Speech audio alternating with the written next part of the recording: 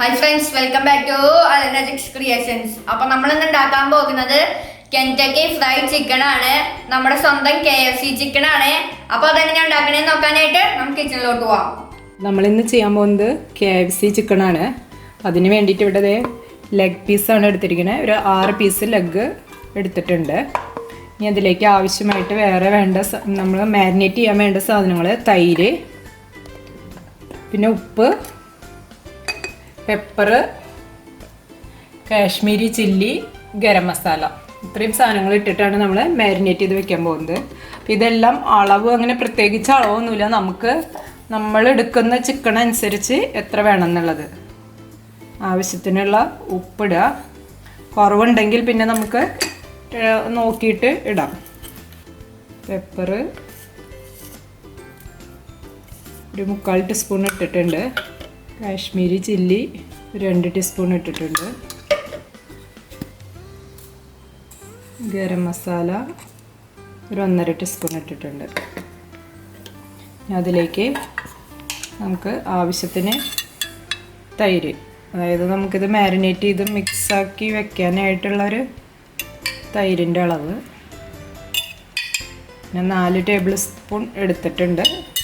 നമുക്ക് മിക്സ് ചെയ്ത് നോക്കാം. കുറച്ചും കൂടി തൈര് വേണ്ടി വരും.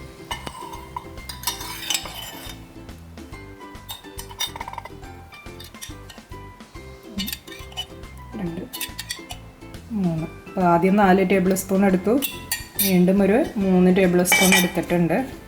നമുക്ക് നോക്കാം. എല്ലാ ചിക്കൻ പീസുമേയും നന്നായി പിടിക്കുന്ന മാതിരി വേണം. കുറവാണെങ്കിൽ കുറച്ചും കൂടി തൈര് മിക്സ് ചെയ്യണം.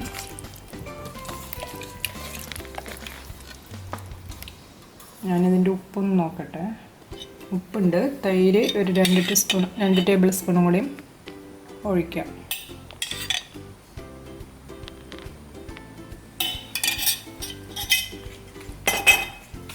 അപ്പോൾ നന്നായി എല്ലാ പീസുമേയും പിടിച്ചിട്ടുണ്ട്, തൈരും എല്ലാ മസാലകളെല്ലാം. ഇനി ഇത് നമ്മൾ 2 മണിക്കൂർ മാരിനേറ്റ് ചെയ്യാനായിട്ട് ഫ്രിഡ്ജിൽ വെക്കണം. ഫ്രീസറിലല്ല, ഫ്രിഡ്ജിൽ 2 മണിക്കൂർ മാരിനേറ്റ് ചെയ്യാനായിട്ട് വെക്കണം. അതിന് ശേഷം എടുത്തിട്ട് അടുത്ത പ്രോസസ്സ് ചെയ്യാം. അപ്പോൾ നമ്മൾ ചിക്കൻ മാരിനേറ്റ് ചെയ്ത് വെച്ചിട്ട് 2 മണിക്കൂറായി. അപ്പോൾ അത് എടുത്തിട്ടുണ്ട്. ഇനി നമുക്കത് സ്റ്റീം ചെയ്യാം. സ്റ്റീം ചെയ്യാൻ സ്റ്റീമറിൽ വെക്കണമെങ്കിൽ സ്റ്റീമറിൽ വെക്കാം, അല്ലെങ്കിൽ നമ്മുടെ ഇഡ്ഡലി പാത്രത്തിൽ വെച്ചാൽ മതി.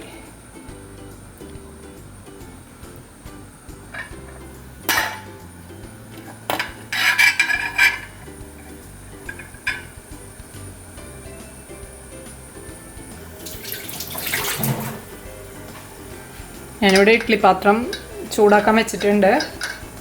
അതിലേക്ക് നമുക്കിത് ഇറക്കി വെച്ച് കൊടുക്കാം. അടിയിലൊരു തട്ട് അങ്ങനെ വെറുതെ വിട്ടിരിക്കുകയാണ് കേട്ടോ, അല്ലെങ്കിൽ അതിലേക്ക് വെള്ളം കയറും. സ്റ്റീം വരുമ്പോൾ നമുക്ക് ഓഫ് ചെയ്ത് വയ്ക്കാം. നമ്മൾ ഈ ബാലൻസ് ഇത്രയും ഉണ്ട് നമ്മൾ മാരിനേറ്റ് ചെയ്തതിൻ്റെ, ഇത് കളയരുത്. ഇത് നമുക്ക് ഒരു പ്രാവശ്യം കൂടി ഇത് ആവശ്യമുണ്ട്. അപ്പോൾ നമ്മൾ സ്റ്റീം ചെയ്യാൻ വെച്ച ചിക്കൻ ആയിട്ടുണ്ട്. അത് നമുക്ക് എടുക്കാം.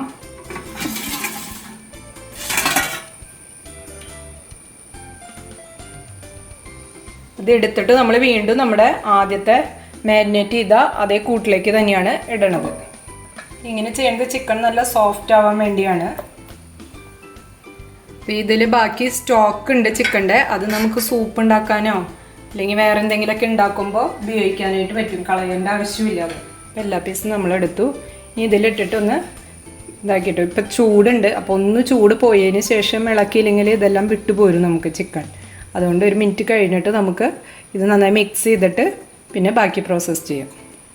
അപ്പോൾ നമ്മുടെ ചിക്കൻ ചൂടാറിയിട്ടുണ്ട്. അപ്പോൾ നമുക്ക് ഇനി ഇതുമ്മ വീണ്ടും ആ മസാലയുടെ കോട്ടിംഗ് ഒന്ന് തേച്ച് കൊടുക്കാം. ഇനി ഇത് തേക്കുമ്പോൾ കുറച്ച് സൂക്ഷിച്ച് തേക്കണം, പീസൊന്നും വിട്ടു പോവാതെ നമുക്ക് തേച്ച് വിടാം. ഇതിങ്ങനെ തേച്ച് കഴിഞ്ഞാൽ നമുക്ക് ഫ്രൈ ചെയ്യാനായിട്ട് വീണ്ടും നമ്മൾ പൊടികളിലൊക്കെ മൈദയിലും ഇതിലൊക്കെ മുക്കിയെടുക്കുമ്പോൾ അത് കുറച്ച് ഈസി ആയിരിക്കും. അതിന് വേണ്ടിയാണ് ഈ കോട്ടിങ് വീണ്ടും നമ്മൾ കൊടുക്കണത്. നന്നായി ഇങ്ങനെ കൊടുത്തു കഴിഞ്ഞാൽ അതുമ്മേക്ക് നമ്മൾ മിക്സ് ചെയ്യുമ്പോൾ വേഗം പിടിക്കും. വീണ്ടും എല്ലാത്തമ്മയും ആയിട്ടുണ്ട് നന്നായി. ഇനി നമുക്ക് പുറമേ നമ്മൾ ഫ്രൈ ചെയ്യുന്നതിന് മുമ്പ് കൊടുക്കുന്ന കോട്ടിങ് എന്തൊക്കെയാണെന്ന് നോക്കാം. അപ്പം ഇനി നമുക്ക് മൈദ വേണം. ഇത് ഡിപ്പ് ചെയ്തെടുക്കാൻ വേണ്ടിയിട്ട് മൈദ വേണം. അപ്പോൾ മൈദയിൽ നമ്മൾ കുറച്ച് ഗരം മസാലയും കുറച്ച് പെപ്പറും ആഡ് ചെയ്യുക. അത് നമുക്ക് ടേസ്റ്റിനനുസരിച്ച്. മൈദ നമുക്ക് നമ്മളെ ചിക്കൻ എന്തോരം എടുക്കണോ അതിനനുസരിച്ചാണ് നമ്മൾ എടുക്കേണ്ടത്. അതായത് അതിന് അളവ് പറഞ്ഞു കഴിഞ്ഞാൽ നമുക്ക് കുറവ് എടുക്കുന്നുണ്ടെങ്കിൽ ഇപ്പോൾ ഇവിടെ 6 പീസ് എടുത്തിട്ടുള്ളൂ. കുറച്ച് പെപ്പർ ഇട്ടിട്ടുണ്ട്. ഇനി നമുക്ക് ഉപ്പിടാം. ഒരു ടേസ്റ്റ്, അല്ലെങ്കിൽ പുറത്ത് ആ ഭാഗത്തിന് ഉപ്പുണ്ടാവില്ല.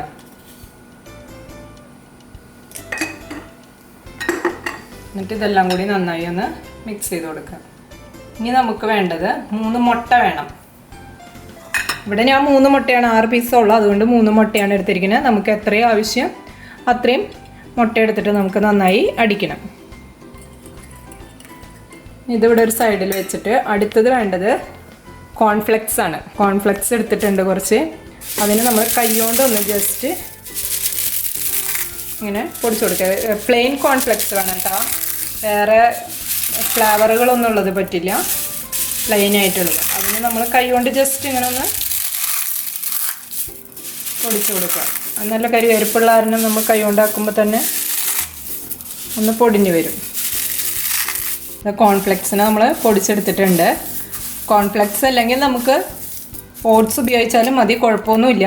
പിന്നെ വേണ്ടത് കുറച്ച് ബ്രെഡ് ക്രംസും കൂടി ഇതിൽ ആഡ് ചെയ്യാം. എന്താണെന്ന് വെച്ച് കഴിഞ്ഞാൽ ഇതെല്ലാം ആഡ് ചെയ്യുമ്പോൾ നല്ല ക്രഞ്ചി ആയിട്ട് വരും. ക്രഞ്ചി ആയിട്ടാണല്ലോ KFCന്ന് എപ്പോഴും ചിക്കൻ കിട്ടുക. അതിന് വേണ്ടിയിട്ടാണ് ഇതെല്ലാം കൂടി ആഡ് ചെയ്യണത്. അപ്പോൾ ബ്രെഡ് ക്രംസും കോൺഫ്ലെക്സും കൂടിയിട്ട് നമ്മൾ ഇപ്പോൾ ഒരുമിച്ച് മിക്സ് ചെയ്തെടുത്തു.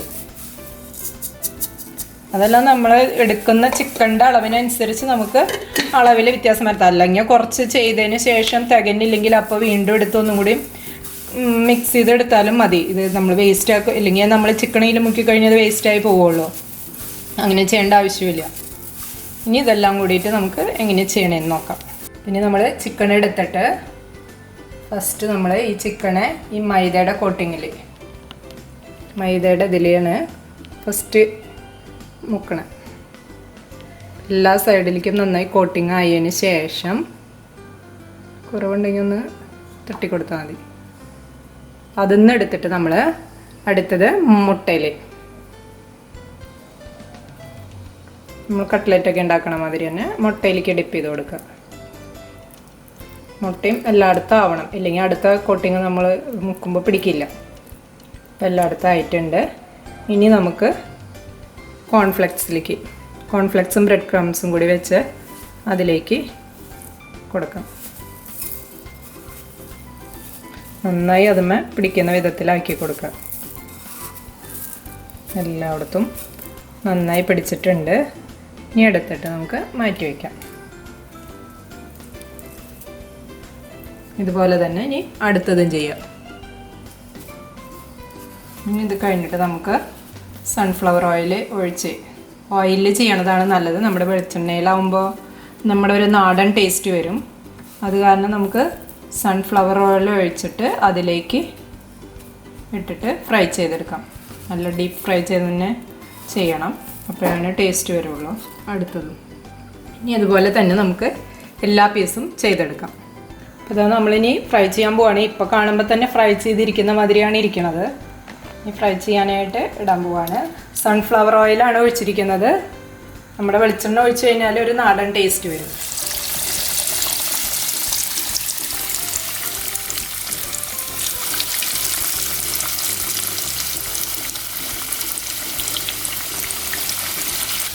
നമുക്ക് എണ്ണ ഇങ്ങനെ കുറവ് തോന്നുകയാണെങ്കിൽ, ഇത്രയും എണ്ണ ഒഴിച്ചിട്ടും അത് മുങ്ങിയിട്ടില്ല ശരിക്ക്.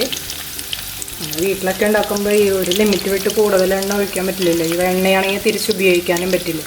അപ്പോൾ ഇങ്ങനെ സ്പൂൺ കൊണ്ട് അതിൻ്റെ ആവാത്തടത്തേക്ക് നമുക്കിങ്ങനെ കോരി ഒഴിച്ച് കൊടുത്തു കഴിഞ്ഞാൽ അതവിടെ ഡ്രൈ ആയി പോവില്ല, എണ്ണമയത്തിൽ തന്നെ വരും. അത് നമ്മൾ കട്ട്ലേറ്റ് ഉണ്ടാക്കുകയായാലും അങ്ങനെ ചെയ്യാം, വടയോ അങ്ങനെ നമ്മളിങ്ങനെ ഫ്രൈ ചെയ്യുന്ന ഐറ്റംസിനൊക്കെ ഇങ്ങനെ ചെയ്ത് കഴിഞ്ഞ് കഴിഞ്ഞാൽ അവിടെ ഡ്രൈ ആവാതെ ശരിക്ക് എണ്ണയുടെ ആ ഒരു ഇതിൽ തന്നെ എണ്ണയിൽ മുങ്ങിക്കിടക്കുന്ന മാതിരി തന്നെ ആയി കിട്ടും. ഇല്ലെങ്കിൽ എന്താണെന്ന് വെച്ച് കഴിഞ്ഞാൽ ഈ ഭാഗം മാത്രം, ഈ മുകളിലേക്ക് കിടക്കുന്ന ഭാഗം നമ്മൾ അടിയിലത്തെ ഭാഗമായി മറിച്ചിടുമ്പോഴേക്കും ഡ്രൈ ആയി പോകും. അങ്ങനെ ആവാതിരിക്കാനാണ് ഇങ്ങനെ സ്പൂൺ കൊണ്ട് എണ്ണ കോരി ഒഴിക്കുന്നത്. അപ്പോൾ നമുക്ക് ഇത് ഫുള്ളും ഇപ്പം ഇത്രയും എണ്ണ ഒഴിച്ചിട്ടുണ്ട്. ഞാൻ 1/2 ലിറ്ററോളം എണ്ണ ഒഴിച്ചിട്ടും ഇതിങ്ങനെ പൊങ്ങി കിടക്കുന്നുണ്ട്, പുറത്തേക്ക് വന്ന് കിടക്കുന്നുണ്ട്, കുഴിഞ്ഞു പോയിട്ട് എണ്ണയിൽ മുങ്ങിയിട്ടില്ല ഫുള്ളായിട്ട്.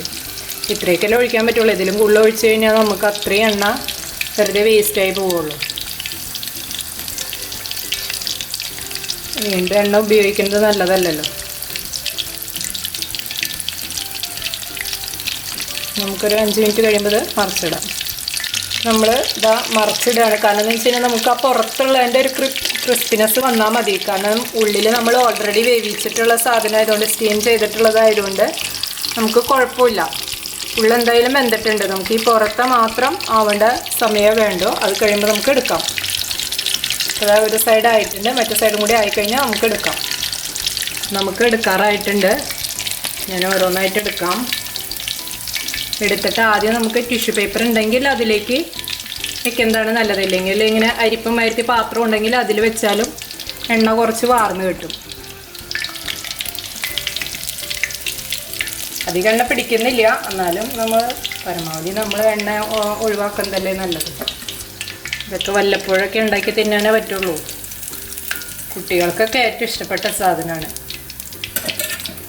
KFC chicken. ഈ പൊടി ഇപ്പം തന്നെ മാറ്റി കഴിഞ്ഞ് കഴിഞ്ഞാൽ അടിയിൽ കിടന്നിങ്ങനെ കരിയില്ല. നമുക്കൊരു ട്രിപ്പും കൂടി മറക്കാനുണ്ടല്ലോ.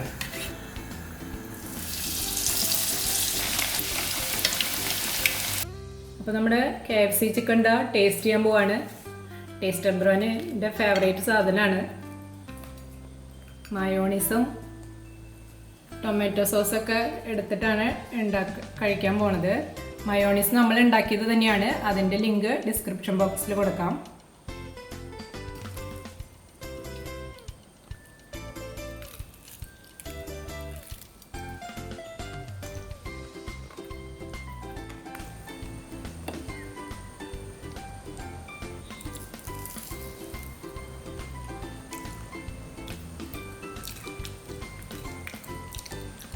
സൂപ്പറായിട്ടുണ്ട്. അടിപൊളി KFC ചിക്കനാണ്. അപ്പൊ നമ്മുടെ KFCയിലൊക്കെ കിട്ടണ പോലെ തന്നെയുണ്ട്. ഉള്ളൊക്കെ അതേപോലെ തന്നെയുണ്ട്, പുറം ഭാഗം അങ്ങനെ തന്നെയാ. അപ്പൊ എല്ലാവരും ട്രൈ ചെയ്ത് നോക്കാം. എല്ലാവരും മസ്റ്റായിട്ട് ട്രൈ ചെയ്യണം. നിങ്ങൾക്ക് എല്ലാവർക്കും ഇഷ്ടപ്പെടുന്ന റെസിപ്പി ആയിരിക്കും ഇത്.